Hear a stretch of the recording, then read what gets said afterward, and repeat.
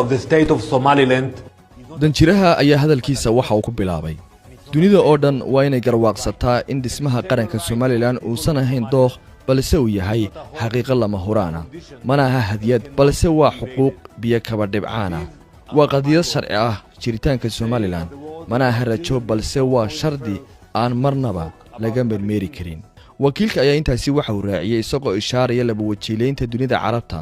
soona qaadanaya hadallo hore u adeegsaday wakiilka Algeria u fadhiya qaramada midoobay Dani Danon ayaa waxa uu sheegay in qadiyada Falastiin ay dawladaha carabtu ku sheegan mid xaq ah halka ay Somaliland xaqiraan taasoo uu ku sifeeyay munaafaqad diblomaasiyadeed wakiilka oo hadalkiisa sii wata ayaa waxa uu yiri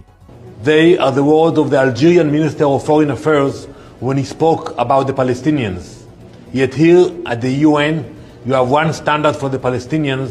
and another standard for the entire world. Shameful.